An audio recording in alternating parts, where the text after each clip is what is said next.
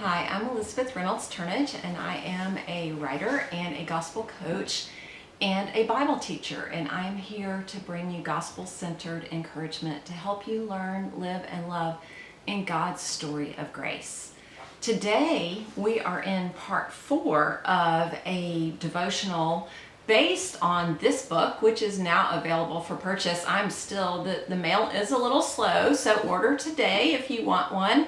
It may take you, I'm used to getting my books in 2 days from Amazon, and it may take about 5 days, but it's also available at some independent bookstores. I know Trinity Church in Montgomery, their bookstore is carrying it. So search around on the internet and see where you can find it. Maybe you can even find a copy that you could go pick up somewhere. Or if you're local, call me because I will have them soon and you could come pick it up from me.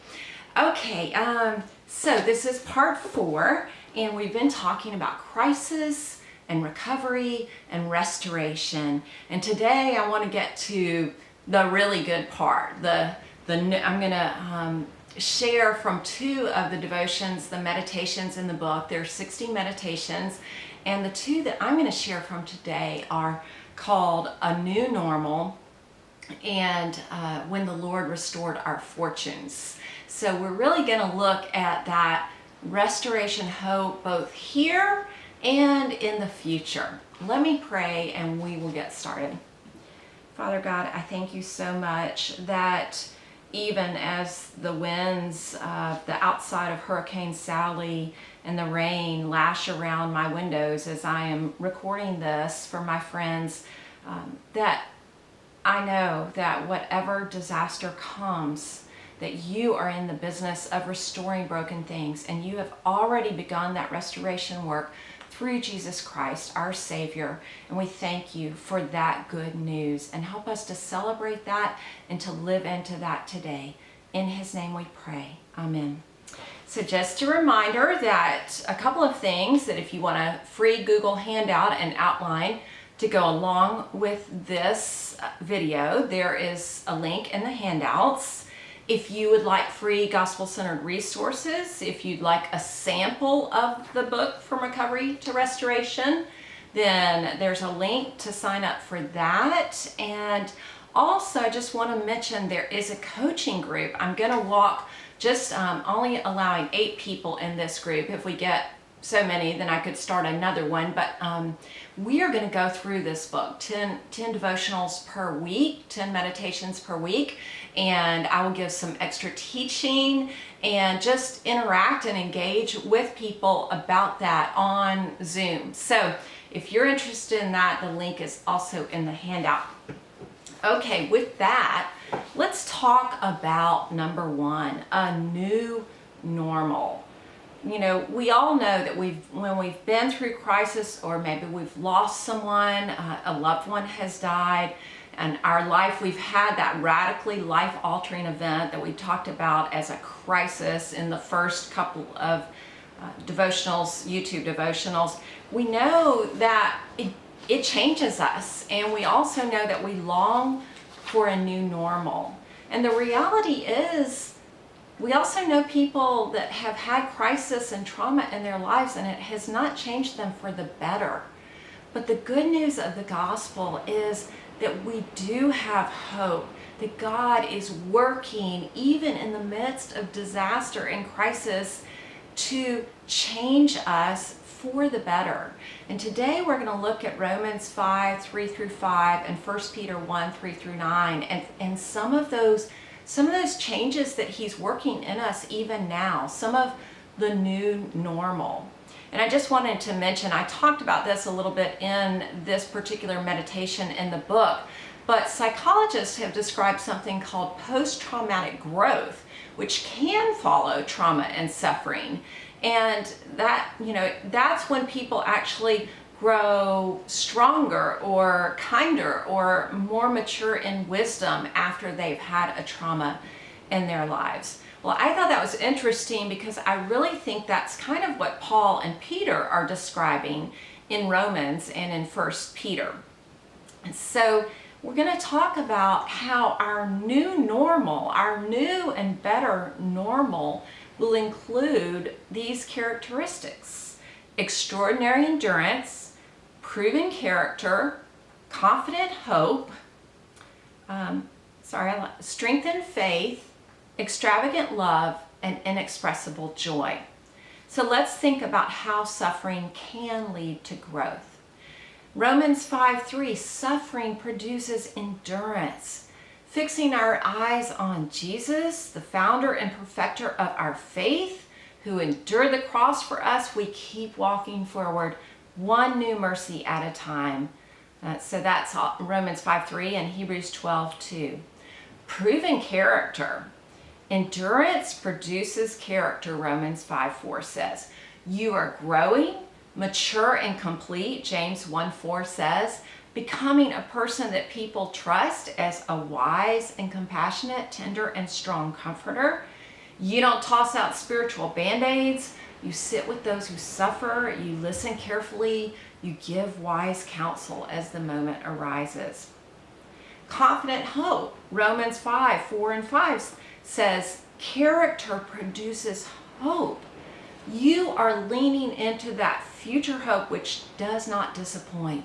The certain expectation that Jesus Christ is returning to restore and renew all shattered shalom. In the first couple of YouTube devotionals, we talked about shalom, and we talked about how in the fall shalom was shattered. And then as we look at 1 Peter 1:7-9, it says, so that the tested genuineness of your faith, more precious than gold that perishes though it is tested by fire, may be found to result in praise and glory and honor at the revelation of Jesus Christ. Though you have not seen him, you love him. Though you do not now see him, you believe in him and rejoice with joy that is inexpressible and filled with glory, obtaining the outcome of your faith, the salvation of your souls. You know, that's it. Like right now, you know, when you look around you, maybe you see, I know there are people near us in Louisiana, near Louisiana and Texas, who are recovering from Hurricane Laura, and our church has been sending people over to help them. And what they see around them is a lot of devastation. But even though we don't see Jesus sitting in this room with us, we see him in his word, and we believe in him. We believe that he was raised from the dead, and we rejoice with joy inexpressible. So here are some characteristics based on that 1 Peter passage that are growing in us through crisis as we are recovering. Strengthened faith. Your faith, like gold, being purified by a jeweler's fire, is being strengthened and refined by trials. Have you experienced that, where you're going through trials and somehow it doesn't even make sense, but you trust Jesus even more than you ever have before? Maybe you've endured the agony of losing your home, your health, your spouse, your job. And then when the news of a pandemic arrives, as it did this past spring, your tested faith assures you that God will provide everything you need day by day. Another characteristic that 1 Peter talks about is extravagant love. Though you have not seen him, you love him. Your vision of the suffering Christ has been clarified and sharpened by your own suffering. It's like, as I go through suffering, it makes me think about what Christ suffered for us on the cross, and what Christ suffered in becoming human and walking on the face of this earth, giving up his rights as God, Philippians talks about. And that makes me love Christ even more than I did before. And then it also propels me into the world to love others. I wrote the book before this, the devotional that I wrote before this one, called The Waiting Room. I wrote out of our experiences in the waiting room and looking around me and seeing people who didn't have the hope of Jesus Christ and wanting to offer that hope to them. So that's part of how God grows extravagant love in us in seasons of suffering. And the last one that we're going to talk about today is inexpressible joy. 1 Peter 1:8 says, "You believe in him and rejoice with joy that is inexpressible and filled with glory." Can you imagine that joy? I keep thinking that I've been writing a lot about health crises and then just general all sorts of other crises, and I think that I want to write about joy, although joy does seem to be always linked with suffering in Scripture. But 1 Peter says you possess a joy that just doesn't seem likely given the circumstances of your life.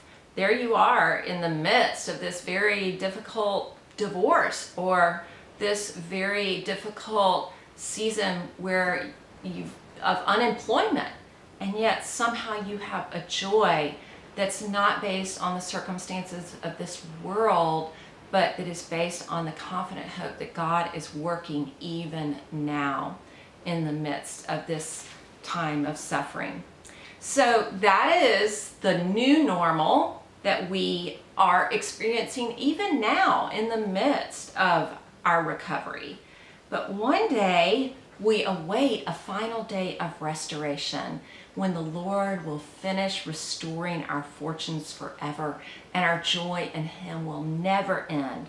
So I want to briefly share from the meditation called "When the Lord Restored Our Fortunes." It's based on Psalm 126, verse 1. It says, "When the Lord restored the fortunes of Zion, we were like those who dream." And in that meditation, I told a story about, it's hard to believe it was just this past Christmas and we did something very unusual as a family, but all 9 of us, we have 4 children, 3 are married, and we all went on a cruise at Christmas, which was really weird to me, but there we were. I think it was Christmas Day, and people were just laughing. Our kids were going down this daredevil water slide. I wasn't joining them on this given my joint situation, but we were all having so much fun, and I talked about how it seemed like a dream. And some of you've read The Waiting Room, where I talked about how our younger son had to undergo 4 brain surgeries in a 9-month period, and it was like during that cruise when we were just enjoying, our daughters sang karaoke, and we just laughed and we played and we had a good time. And it was like all of that memory of that terrible season it wasn't gone. We'll always remember that, but we just had such joy. And what I want to remind us all is that although we don't know the day, it could be today, it could be tomorrow, maybe next year, but one day in the new heavens and in the new earth, we will all have our mouths filled with laughter. Read Psalm 126. Our tongues wagging with shouts of joy. The Lord has already returned us to himself through the death and resurrection of Jesus Christ, but one day he will return us to himself forever. And that day we will know reunion instead of the loneliness of exile. A lot of us are feeling lonely right now. We're distanced, or it's just not the same being with other people, even when we are, and we're not with them in the same way. Maybe you've experienced the agony of betrayal or the death of a loved one. In that day, the Lord will dwell with us forever, and we will have communion with himself and unbroken community with others. That is such good news. The other thing we will have is freedom from sin. We will no longer be imprisoned by our own sin. We will no longer be held captive by the fallenness of this broken world. The Lord will return us to the freedom of loving, unhampered by selfishness. And we will live in our glorious purpose, and we will enjoy him and make his name great. I'm so excited about that. The other aspect of living in that day is fruitfulness and joy. In that day, we will see that our tears shed in crisis did not fall lifeless on the ground. And I'm reading from that meditation now. Indeed, the Lord took those tears and sowed them in his rich soil of mercy. And that day, the fruit of our tears will poke life out of the dirt of this fallen world, emerging as bright green sprouts, waving in the wind in a joyful dance. It might seem like a dream. It might seem too good to be true. We will not believe our good fortune in that day. We will be with God. We will swim with dolphins and turtles, but it won't be a dream. It will be real. And that day, we will say with the nations, the Lord has done great things for us. We are glad. Psalm 126:3. So, dear friends, let's lean toward that day. It is coming. It is sure and it is certain. As we end, I just want to point you to the action points.